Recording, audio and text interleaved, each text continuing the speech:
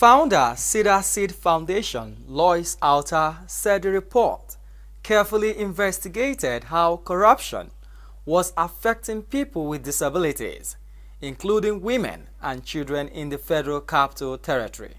She said that choosing the FCT was strategic because the President of the Federal Republic of Nigeria, ministers and key government officers reside in the FCT. The advocate for persons with disability said federal government programs are not easily accessible for those living with disabilities, and also funds persons with disabilities were supposed to get because of their living conditions are not given to them.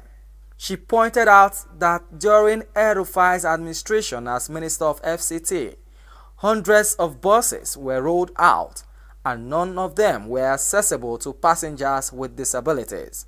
The objective is to measure the impact of corruption in the lives of persons with disabilities in the FCT using the 6 area councils. So money that we are supposed to benefit as citizens with disabilities in the FCT, we have not benefited.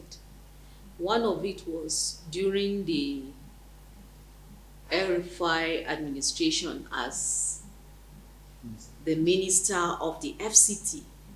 There were buses that was bought in hundreds, and none of them was accessible to passengers with disabilities.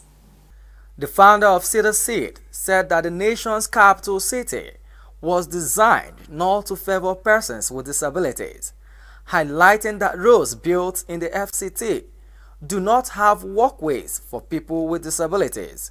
She expressed her desire to see a Nigeria where people with disability can be included in the running of governance and not denied merited opportunity because of their disabilities. Alter called on the government to partner with the National Commission for Persons with Disability to consider disability budgeting in planning Nigeria's next budget, adding that these budgets should be inclusive and accessible to people with disabilities. The roads in the FCT does not have sideways or walkways for persons with disabilities on wheelchairs and crutches.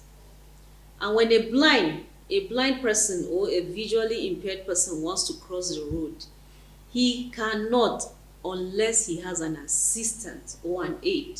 We want to see disability budgeting in our budget. 2022 budget should be inclusive and accessible. She regretted that the report could not extend to other states due to lack of funds, and called on partners and stakeholders to assist persons with disabilities to make the report go beyond the Federal Capital Territory. We couldn't cover the 36 states plus the FCT due to inadequate resources, but I believe as other partners are listening to us who are passionate about the inclusion of persons with disabilities issues in their work, will open their doors for us to have a discussion on how we can make this report go viral and get to the strategic points and places that we want the report to be. Cedar Foundation is an organization that advocates for inclusiveness and empowerment of persons with disabilities, with support from Shehu Musa Yaradua Foundation.